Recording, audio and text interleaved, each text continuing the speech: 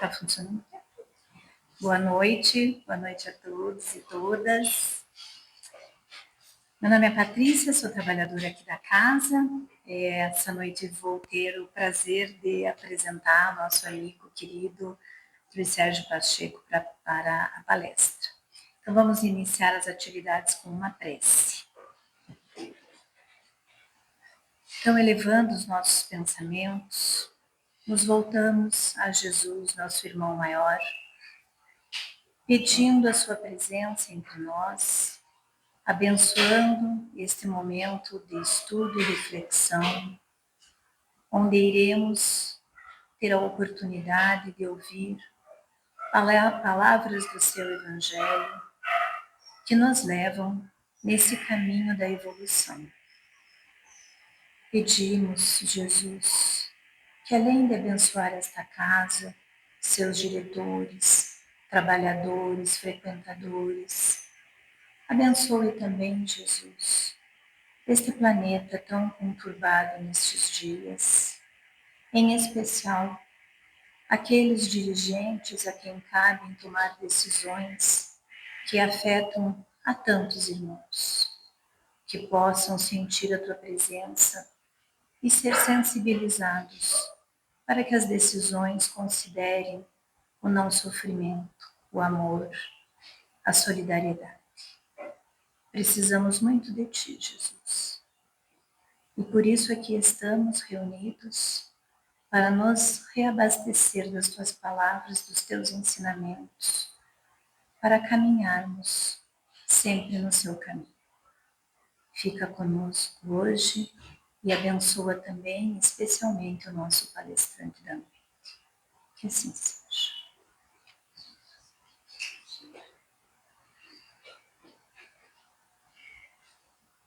Eu vou falar muito brevemente das nossas atividades da SER, que acredito que quase todos que estão aqui já conheçam, né? Temos os nossos grupos de estudo nas terças-feiras, aos sábados à tarde, terças e quartas-feiras.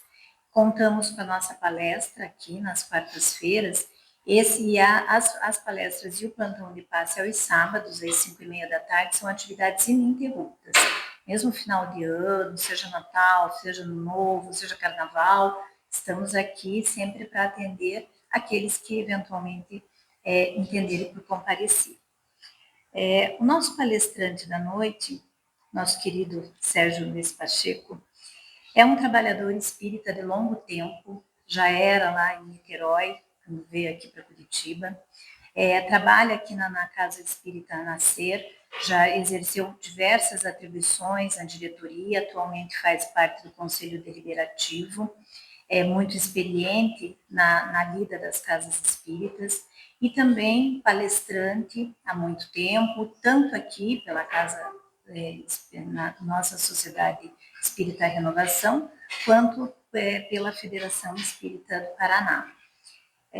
Também é orientador de estudos, integra o Plantão do Paz. Então, vocês, só por isso vocês já sabem que a palestra será muito boa, né? Porque a experiência é um estudioso da doutrina, a experiência e o conhecimento que o Pacheco vai nos trazer, com certeza, vai nos abrir novos horizontes aí nesse entendimento. A palestra da noite tem um título bastante interessante, Que Buscais? Então, com isso, eu passo a palavra e convido o Pacheco.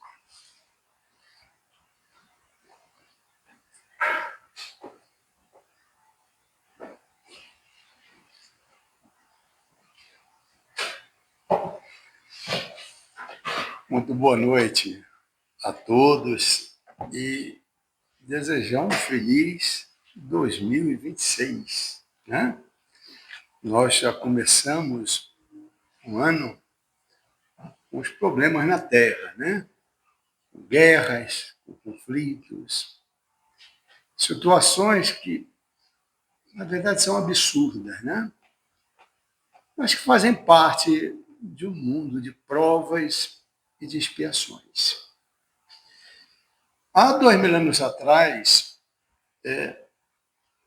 antes mesmo de Jesus iniciar a chamada vida pública, ele teve um precursor contemporâneo a ele, que se chamava João Batista, o João Batista, aquele que batizava. E João Batista se utilizava de um simbolismo, né, daquele mergulho na água para a purificação, e chamar as pessoas ao arrependimento, a uma vida reta, para que pudessem receber uma mensagem elevada que estaria por vir. Naquela chamada cerimônia do batismo, no Rio Jordão, entre tantos que ali se apresentavam, inclusive aqueles que queriam tão somente um ritual, como os fariseus, em que ele severamente chegou a dizer e se recusara a promover aquele batismo, chamando-os de raça de víboras, dai fruto antes do seu arrependimento. Mas Jesus ali comparece, logo Jesus, não é um espírito puro, mas ali precisava demarcar, não pelo simbolismo, muito menos pelo ritual, é porque nós, espíritas, não entendemos dessa forma, mas Jesus ali demarcava o início da sua vida pública. Quando ele vai ao Rio Jordão, há um fenômeno que nós conhecemos como voz direta. Chega a parecer, né, assustador inicialmente, mas que a doutrina espírita esclarece, que é esse fenômeno da voz direta. Este é o meu filho dileto em que me comprazo. A partir dali, os fenômenos aconteceram, algumas narrativas que aparece uma pomba e tudo mais em cima, né? Mas o fato é que ali estava demarcando o início da vida pública e dizendo de forma muito clara que aquele era o Messias prometido. E João Batista reconhece, então, aquele como sendo o Messias. No dia seguinte, aquele fenômeno, João Batista, que era uma figura também muito interessante, né? Dizem os textos evangélicos que ele se vestia de pele de camelo, ele costumava a comer gafanhotos e mel, e costumava clamar pelo deserto. Uma vida muito frugal e que tinha discípulos. 2 de seus discípulos, no dia seguinte, caminhavam com João Batista. E quando Jesus se aproxima, João Batista fala para os seus discípulos: este é o Messias. E esses 2 discípulos, um deles era André, irmão de Simão Pedro. E o outro, o evangelista João, não consegue nominá-lo. Prefere não dizer. Especula-se que tenha sido o próprio João Evangelista, o outro discípulo. A especulação se dá porque o único evangelista que narra essa passagem é ele. Então, ele diz que é André, irmão de Simão Pedro. E o outro, provavelmente, ele. Mas é muito interessante esse encontro porque João Batista diz, ele é o Messias. E eles passam a seguir Jesus. E Jesus, observando que era acompanhado desses 2 discípulos, se vira para eles e faz essa pergunta que ecoa até o dia de hoje. Quem buscais? É profunda essa pergunta, né? Que buscais? E a gente imagina, né, se a gente adentrasse aqui na Casa Espírita, em vez da gente encontrar Maria, Patrícia, o Filinto, a gente encontrasse Jesus. Olhando para a gente diretamente e perguntasse, que buscais? Fica essa pergunta. O que a gente busca na casa espírita? O que a gente vem fazer aqui? Como a gente tem pouca gente, né, aqui, eu vou abrir. Normalmente a palestra é uma via de mão única, né? Mas vamos fazer uma coisa interativa e gostosa. O que buscais? Se essa pergunta fosse feita para cada um de vocês, o que você responderia? Imagina, Jesus ali na porta, fala, o que buscais? Está aberto aí, quem quiser pode falar. Eu só vou pedir para que os meus tradutores me ajudem. Porque meus tradutores, porque eu sou deficiente auditivo. Então, às vezes, eu preciso de um auxílio. E às vezes, à distância, eu não consigo fazer a leitura labial e o aparelho aqui não alcança. E aí? Alguém gostaria de dizer? A felicidade. A felicidade. A felicidade. Boa. A felicidade. É verdade. Alguém mais? Pode dizer. Eu busco Deus. Eu busco Deus. Deus. Deus. O poderoso, criador de todas as coisas, inteligência suprema. Aliás, a doutrina espírita ela é religiosa no sentido filosófico, exatamente nesse sentido de religar a criatura a Deus. Então, Deus, felicidade. Alguém daria outra resposta? Resposta. Resposta. Resposta. Respostas. Respostas. Bom, respostas. A doutrina espírita, o seu livro principal, livro fundamental, é o Livro dos Espíritos. Tem 1018 respostas. Está no lugar certo, eu diria. Né? Respostas. Alguém diria, vamos dizer, felicidade, Deus, respostas. O que buscais? O caminho. Caminho. Caminho.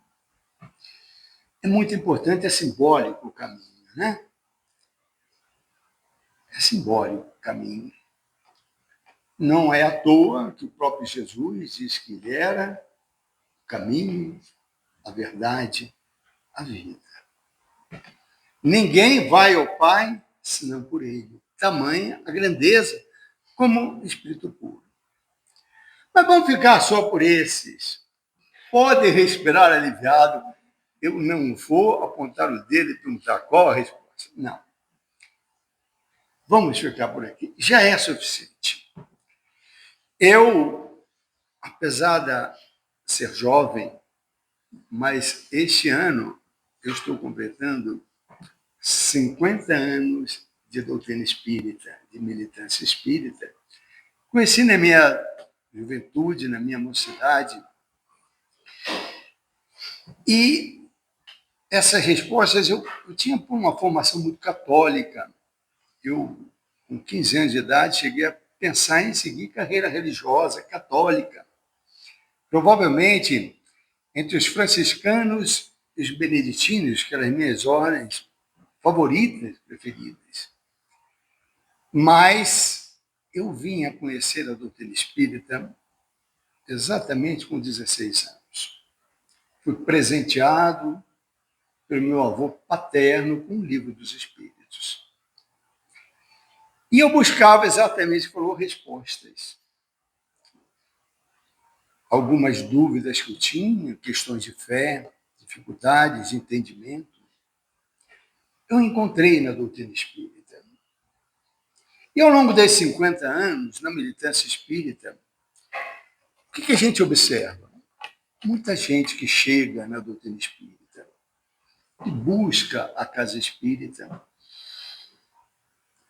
muitas vezes por uma dor, um momento de sofrimento muito grande. Outras vezes vem por uma mediunidade que aflora, e não consegue ter respostas diante dos fenômenos que acontecem consigo mesmo. Outros vêm pela doutrina, anseiam dessas respostas. Porém, infelizmente, a gente também observa aqueles que vêm, ficam um tempo na doutrina espírita e depois abandonam. Ou, às vezes, quando não abandonam a doutrina espírita, abandonam a casa espírita. Que é parecido, porque nós precisamos ombrear juntos. O movimento espírita é feito de pessoas imperfeitas, com dificuldades, mas a causa espírita é a causa espírita. Então, quando a gente busca muito mais um projeto de vida, ainda que a gente não compreenda. A nossa busca, no entanto, ela é contaminada pelas nossas imperfeições.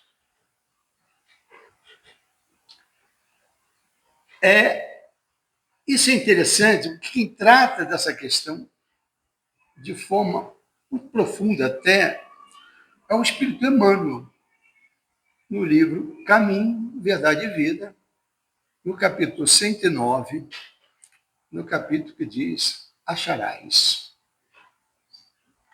Mas antes disso, ainda com relação à casa espírita, o espírito Joana de Ângeles, nesse livro, um livro muito interessante, Espírito e Vida, uma página fantástica chamada Armadura de Segurança, fala para nós outros que buscamos a casa espírita e a doutrina espírita. E ela vai dizer que nós chegamos normalmente combalido por uma dor, e a partir do momento que nós somos acolhidos, vem o entusiasmo. E a gente começa a ombrear na casa espírita, promete mundos e fundos, faz um projeto de vida, só que depois a gente vai arrefecendo e vai perdendo aquele entusiasmo. Chega a dizer ela, nessa página, Armadura de Segurança, o seguinte, que o entusiasmo dinamiza o espírito de luta, mas só a maturidade favorece o espírito com os valores reais e necessários à luta. Então, é preciso consolidar o entusiasmo com maturidade. E a gente lembra Kardec, que fala da maturidade do senso moral. Quando ele vai compreendendo o que realmente a gente busca na casa espírita ou o que a gente busca na mensagem cristã. É muito comum aguardarem os crentes desta ou daquela denominação religiosa que a providência divina apresente soluções facilitadas e respostas prontas para todas as questões. Lembra que falaram respostas? E que eu concordei? É verdade. Mas que tipo de resposta?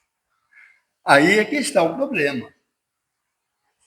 Porque respostas prontas, que não precisam de reflexão, de uma construção mental, de um entendimento mais profundo, essas a gente não encontra no Espiritismo.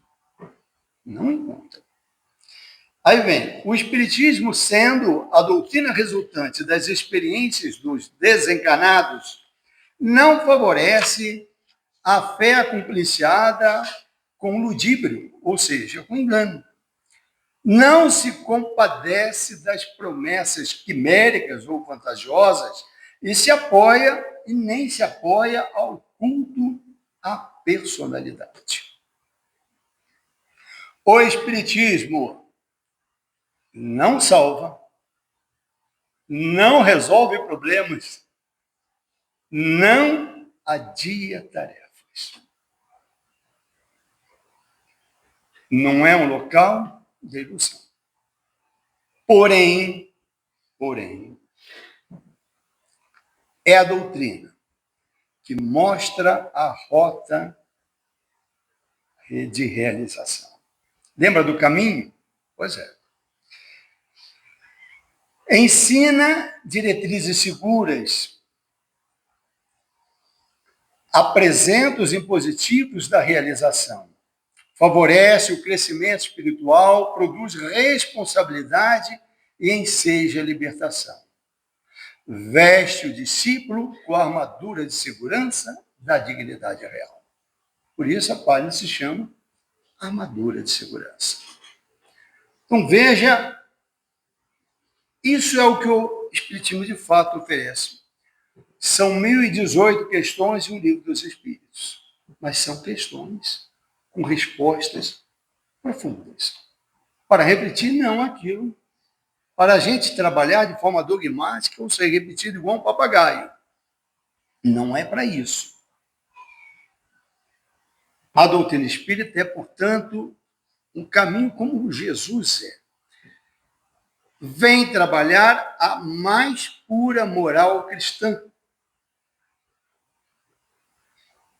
E não é a moral em si, mas ele faz com que a gente trabalhe internamente essa moral. Não é a salvação, porque a salvação está nas obras. O próprio Kardec falou que fora da caridade não há salvação. Então, não é a salvação tão somente. Não salva ninguém, mas indica o caminho que a gente vai possibilitar a nossa salvação, livrando-nos das nossas imperfeições. Mas, lembrem que eu falei agora há pouco daquela página de Emmanuel. Vamos lembrar que 3 evangelistas narram essa passagem. Ele é conhecidíssimo. O evangelista Mateus, Lucas e João, de forma muito breve. Curiosamente, Marcos não cita essa passagem. Mas é aquela que Mateus, no capítulo 7, e a própria obra, o Evangelho segundo o Espiritismo, Allan Kardec vai trazê-la. Pedi, e se vos dará. Buscai, e achareis. Batei a porta, e se vos abrirá. Porquanto quem pede, recebe, e quem procura, acha. Aquele que bate a porta, abrir-se-á.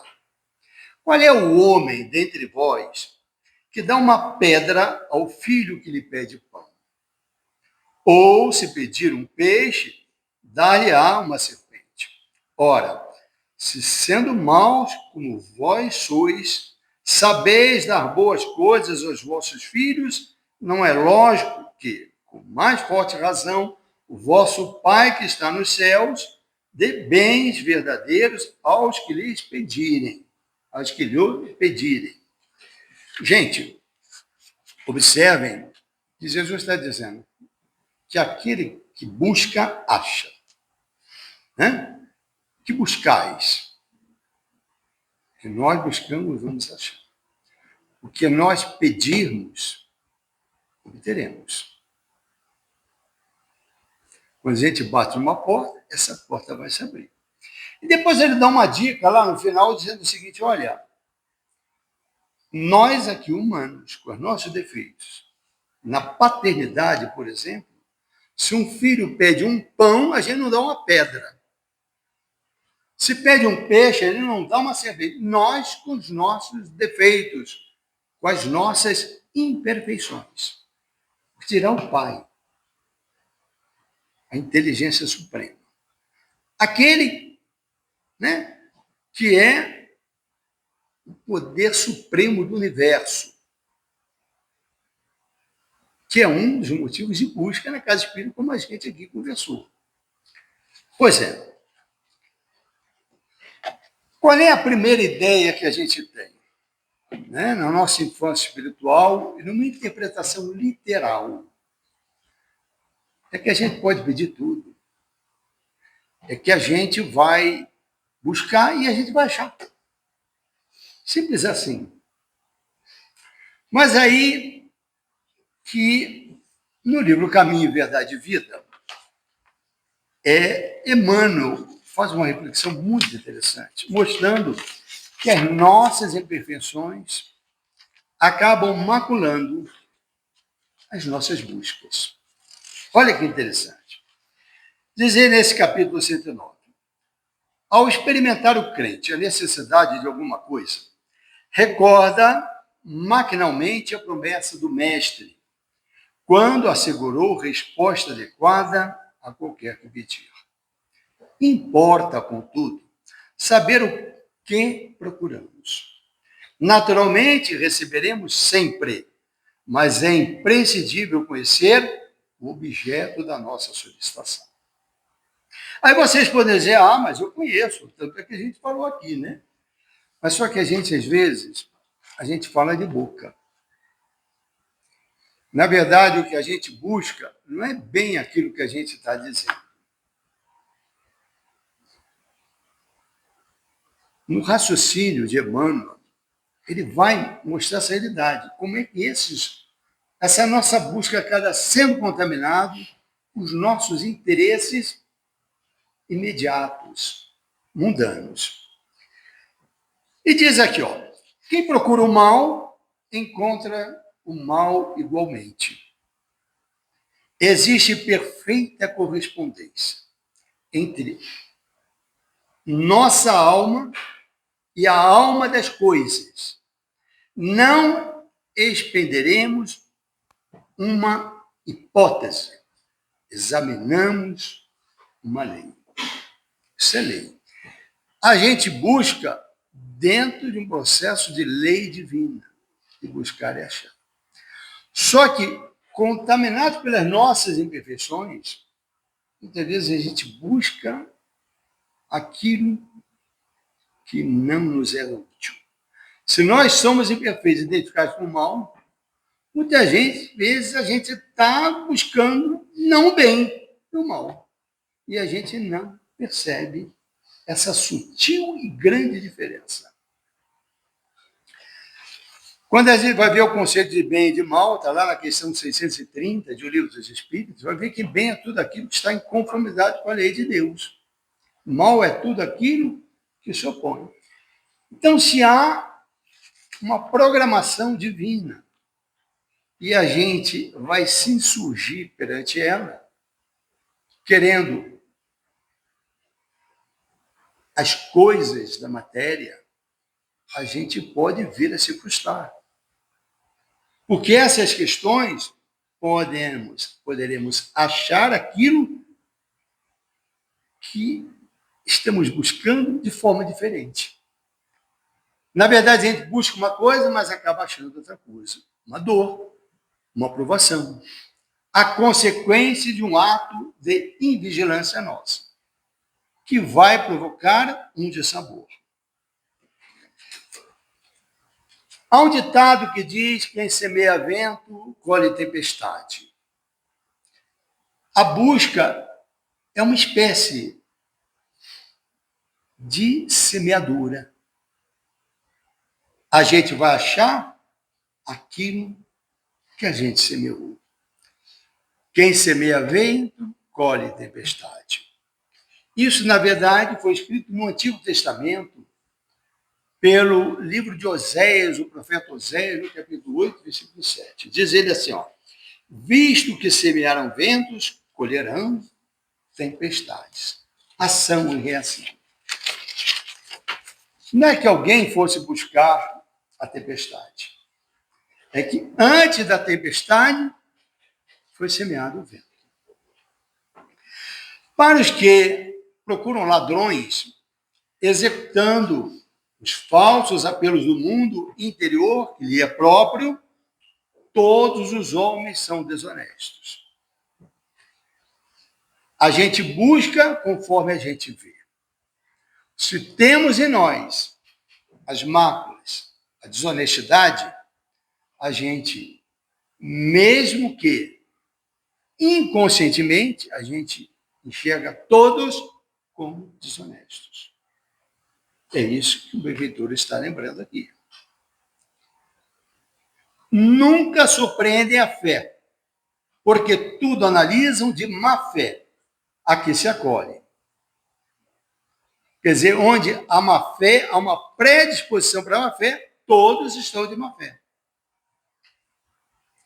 Tanto experimentam e insistem, manejando os próprios interiores de que se nutrem, que nada encontram efetivamente além das desilusões que esperavam.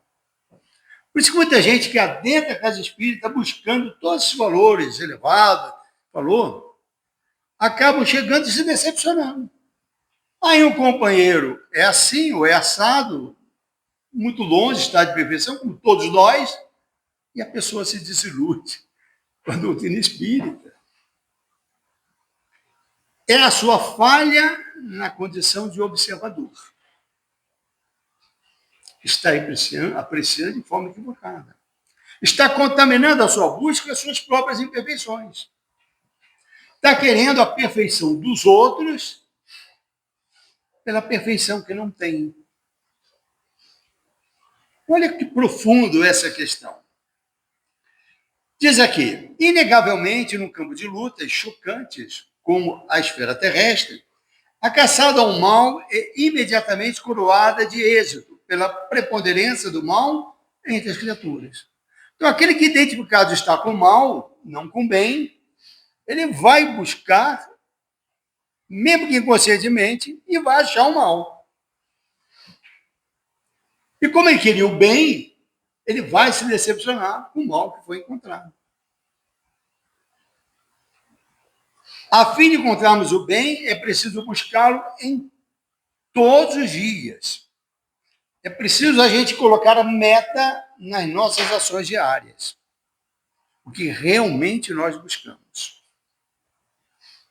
Especialmente a partir do momento que recebemos a mensagem cristã e, particularmente, ainda mais, a mensagem espírita. A pesca do bem não é fácil. No entanto, o bem será encontrado como valor divino e eterno. É indispensável, pois, muita vigilância na decisão de buscarmos alguma coisa. Porquanto o mestre afirmou que quem busca, acha, e acharemos sempre o que procurarmos. Mesmo que de boca para fora a gente esteja falando que está buscando outra coisa. Eu achei muito profunda essa mensagem. Mas se a gente quer ainda ampliar a reflexão, vamos para Kardec. A partir dessa passagem que está mais detalhadamente em Mateus, em Lucas, Mateus capítulo 7, em Lucas capítulo 11, nós vamos, por Kardec, observar que no Evangelho segundo o Espiritismo, ele utiliza 2 capítulos. 2, não é nenhum. É o capítulo 25, buscai e achareis, e o capítulo 27, pedi e obtereis, quando ele vai tratar da questão da prece. E no capítulo 25, ele vai trabalhar de forma magistral essa questão de buscar, o que a gente deve buscar. Qual é o significado mais profundo desse ensinamento de Jesus? E vai dizer, portanto, Allan Kardec, que do ponto de vista terreno, a máxima buscar e achareis é análogo a esta outra. Ajuda-te a ti mesmo, que o céu te ajudará. É o princípio da lei do trabalho e, por conseguinte, da lei do progresso. Porquanto o progresso é filho do trabalho, visto que este põe em ação as forças da inteligência. Ele vai direto nas leis divinas. Ele vai dizer que essa massa deve ser entendida como ajuda a ti mesmo, que o céu te ajudará. Faça a tua parte com base na lei do trabalho. E quando a gente vai no Livro dos Espíritos, na questão 675, o trabalho lá está conceituado como toda ocupação útil, ocupação de utilidade. O mal não é ocupação útil. As ocupações frívolas, as nossas preocupações frívolas, nossos interesses, a nossa busca incessante por questões meramente materiais não tem utilidade, pelo menos do ponto de vista moral. E nada contra a gente fazer os nossos planos do ponto de vista material, viu, gente? Mas quando a gente substitui a busca, que é uma busca espiritual, para que a gente tenha aquilo que nós falamos aqui no início, a gente substitui por buscas contaminadas por interesses meramente materiais, especialmente contaminados pelas nossas imperfeições. Vai dizer, olha, essa busca deve ser feita com base na lei do trabalho. Fazer a parte que nos cabe. Porque seria muito cômodo. A gente busca e quer que a gente achar. E quer que a coisa venha, que a coisa desça, né? E nós não fazemos nada. Qual o nosso compromisso? Repare como isso é profundo para a gente entender. Com base na letra, vamos dizer que a gente queira o caminho curto, o atalho, aquilo que não precisa esforço. A nossa infantilidade espiritual até busca isso. Mas a partir do momento que a gente conhece a doutrina espírita lúcida, esclarecida, a gente não se permite enganar. Como diz na página de Joana de Ângeles. Mais adiante, ele vai dizer: por isso é que fez o trabalho uma necessidade. Ele diz: procura e acharás. Trabalha e produzirás. Desta maneira serás filho das tuas obras. Terás delas o mérito e serás recompensado de acordo com o que hajas feito. Não por uma graça divina que caia e dê uma solução, uma resposta miraculosa, que vai depender de nós. Então, somente do nosso trabalho. É preciso ter um encontro com a responsabilidade. Senão seria muito fácil, né, gente? Seria muito fácil. Do ponto de vista moral, Allan Kardec vai dizer, essas palavras de Jesus significam: pedi a luz, que vos clareie o caminho, e ela vos será dada. Pedi forças para resistirdes ao mal e as tereis. Pedi assistência dos bons espíritos, e eles virão acompanhar-vos. E como o anjo de Tobias vos guiarão. Pedi bons conselhos, e eles não vos serão jamais recusados. Batei a nossa porta, e ela se vos abrirá. Mas pedi sinceramente, com fé, confiança e fervor. Apresentai-vos com humildade e não com arrogância, sem o que sereis abandonados às vossas próprias forças, e as quedas que terdes serão o castigo do vosso orgulho. Quer dizer, fazer a parte cumprindo os nossos deveres a todos os momentos da vida. E jamais achar que a gente vai ter aquilo que cai do céu. Os bons espíritos estão permanentemente à nossa disposição. Estejamos em sintonia moral e envolvidos nos melhores propósitos, e não de terra em terra.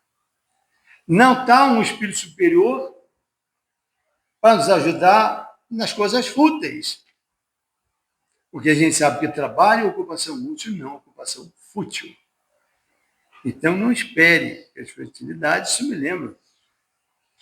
Certa vez eu ouvi de uma companheira dizendo: pedi a Deus para tudo, até para encontrar vaga, para estacionar.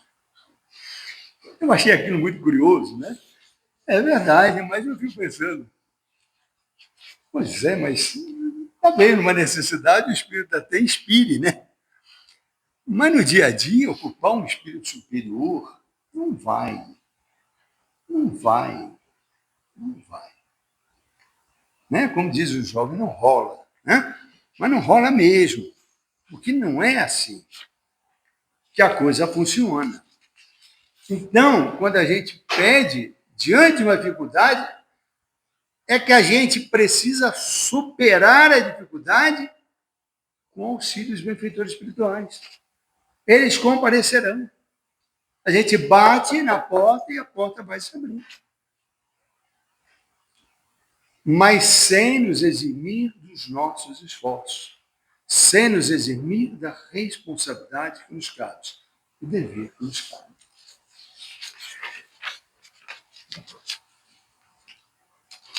E com isso, a gente faz essa reflexão mais profunda, lembrando que a gente aqui está na Terra para o nosso progresso moral. E se a gente aqui está encarnado para crescer do ponto de vista moral, espiritualmente, e precisa fazer a nossa parte, a gente tem todo um recurso que está à nossa disposição. Da mesmo ensinamento, eu pedi e obtereis. Pela oração, pelo auxílio. Vamos lembrar que à disposição estão os benfeitores espirituais e, particularmente, um espírito de ordem superior, que se chama anjo protetor, anjo da guarda, espírito protetor. No livro A Carta Magna da Paz, o espírito Camilo, pela psicografia de Raul Teixeira, nos traz o aspecto da chamada contestação franciscana. O que Francisco de Assis fez? Como um exemplo muito prático para a gente. O que Francisco de Assis buscou? E o que Francisco de Assis achou? É inegável que, em determinado momento da vida, ele aprimorou a sua busca. Ele buscou, Francisco de Assis, imitar Jesus. Com isso, ele consegue trazer para si não apenas as conquistas morais, mas exemplo vivo de um verdadeiro cristão. Ele busca o Cristo com ações reais no campo do amor e da caridade. E vai achar a sua plenitude espiritual. A ponto da sintonia ser tão grande, o seu desprendimento,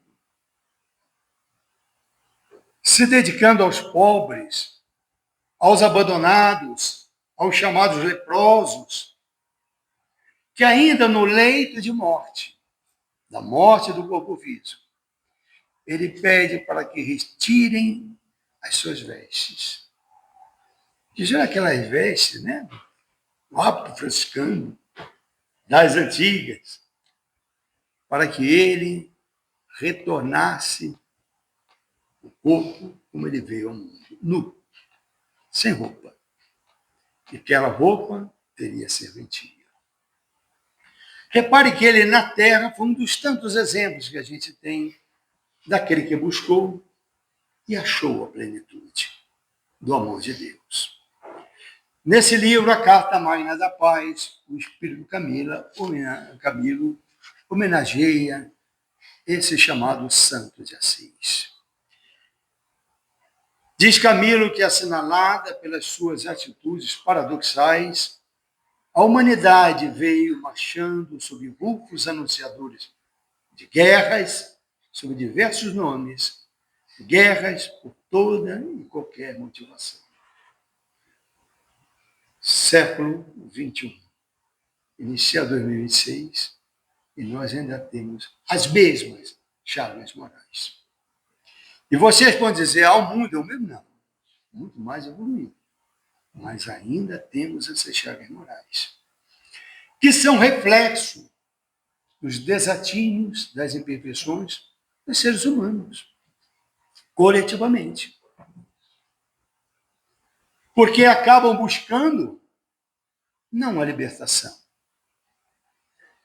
Acabam buscando, contaminados pelos seus equívocos, pelo seu egoísmo, pelo seu orgulho, aquilo que não é aquilo que Jesus veio, o reino dos céus.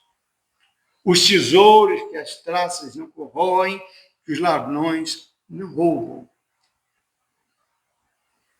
Acabam buscando os seus interesses terra a terra, inclusive coletivamente, nas coletividades, nas nações.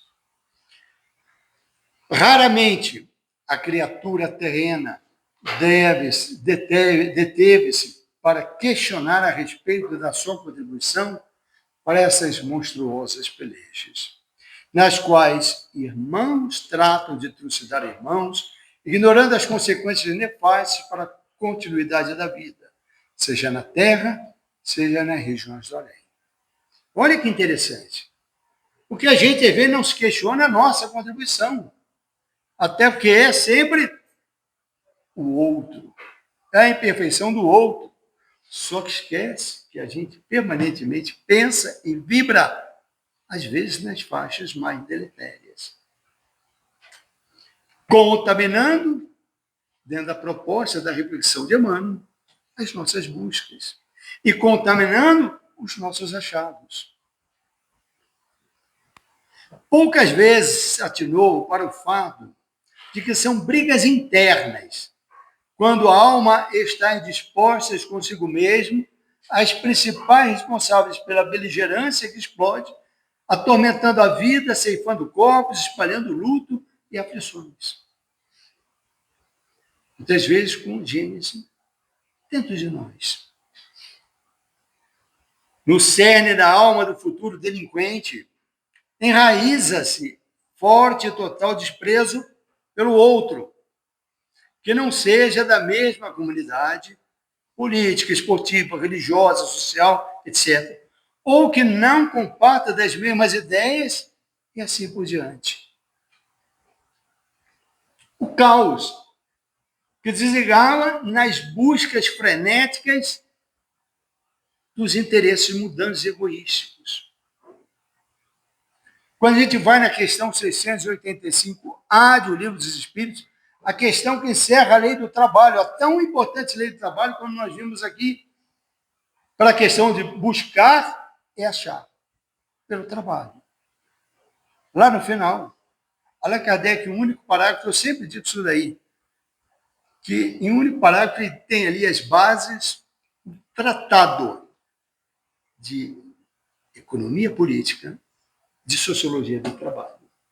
Em um único trabalho. Aquela questão, para vocês terem uma ideia, depois vocês podem dar uma olhada lá. A questão 685A, é uma questão feita em uma realidade do século XIX que não existia previdência. Nenhum instituto de previdência. Mas o comentário de Allan Kardec, os espíritos chega a dizer o seguinte, que a sociedade tem que ser solidária. Naquele tempo era a família que se ocupava do idoso que não tinha condições de trabalhar. Não existia um instituto de previdência. E quando a família tiver que trabalhar, a sociedade deve cumprir essa parte de forma solidária. Esse é o amar ao próximo como ti mesmo. Aí Kardec vai com um único parágrafo, faz um comentário que é para o futuro. Ele ali vai constituir a educação como arte de formar caracteres, o conjunto dos hábitos adquiridos. Não a educação formal dos livros, mas a educação moral, que vai combater o egoísmo e o orgulho. Ele dirá, entanto, considerando-se a aluvião dos indivíduos, que todos os dias são lançados na torrente da população, sem princípios, sem freio, entregue aos seus próprios instintos, serão de espantar as consequências desastrosas que daí decorrem? Olha a reflexão que ele faz. Quando uma sociedade contaminada pelo egoísmo, quando as nossas buscas estão contaminadas pelo egoísmo, o que nós vamos ter como consequência? O que nós acharemos? Daí ele propõe a educação moral. E a gente precisa do autoconhecimento, trabalhar as questões para melhor buscar aquilo que realmente interessa ao espírito, interessa a todos nós pela lei do trabalho e lei do progresso, em prol do nosso crescimento e de todos nós. Amar ao próximo como a ti mesmo. Nós devemos buscar o amor ao próximo, que resume toda a lei, todos os profetas, como Jesus disse, amar a Deus sobre todas as coisas, ao próximo como a ti mesmo. Observa como é que é rica, passa a ser rica a nossa busca. Que buscais? A saga formidável de Francisco de Assis, diz o Espírito Caminho, sua habilidade em contestar agindo no bem. Ele foi um contestador. Ele não se conformou com aquilo, mas contestou agindo no bem. Fazendo contraponto necessário, substituindo desamor pelo amor efetivo, real. Buscando a verdadeira caridade, porque é pela caridade que haverá salvação. Pelas obras, pelo trabalho do bem incessante. E com a sua habilidade de contestar, agindo bem, torna-se excelente fonte de inspiração para todos nós. Pois, na atualidade, o maior desafio encontrado pelos cristãos é o de levar a sério o ensino de Jesus Cristo. E volto a fazer a pergunta. Diante de Jesus, Jesus nos perguntou: que buscais? É uma pergunta para cada um de nós responder, não mais de forma coletiva. O que nós buscamos? E já que a gente falou de Francisco de Assis, há uma oração muito conhecida, atribuída a Francisco de Assis, não foi de Francisco de Assis, atribuída porque é a cara de Francisco de Assis. Repare que a oração tão conhecida que é sempre ponto e contraponto. Ele substitui um vício, uma dificuldade, um defeito, por uma virtude. Essa é a contestação franciscana. Essa é a proposta de transformação moral, de sintonia para o bem, para aprimorar as nossas buscas do espírito imortal. Para acharmos exatamente a plenitude do amor do Cristo. Vós sois deuses. Eu venci o mundo. E disse Jesus que nós poderíamos muito mais. Por que nós podemos muito mais? Pelo aprimoramento das nossas buscas. Nós acharemos a paz do Senhor. Até porque a gente busca a paz, né? Quem não busca? Então, a prece tão conhecida, a gente eleva o pensamento a Deus, nosso Pai. Senhor, fazei de mim um instrumento de vossa paz. Onde houver ódio, que eu leve o amor. Onde houver ofensa, que eu leve o perdão. Onde houver discórdia, que eu leve a união. Onde houver dúvida, que eu leve a fé.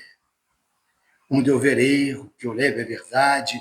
Onde houver desespero, que eu leve a esperança. Onde houver tristeza, que eu leve a alegria. Onde houver trevas, que eu leve a luz. Senhor, fazei que eu procure mais consolar que ser consolado, compreender do que ser compreendido, amar do que ser amado. Pois é dando que se recebe, é perdoando que se é perdoado, e é morrendo na carne, no corpo físico, que renascemos diante da eternidade. da vida com V maiúsculo, como gosta de dizer o Espírito Joanesianos. A vida imortal, a vida da plenitude, a vida dos achados espirituais. Fica aí a nossa intenção e já a nossa prece final. Antes de devolver a palavra para a nossa querida Patrícia. Obrigado, renovo os votos de um ano de muito trabalho, de boas e excelentes buscas, de excelentes achados. E com um ponto de encontro na seara espírita, na casa espírita. Muito obrigado, que Jesus nos abençoe.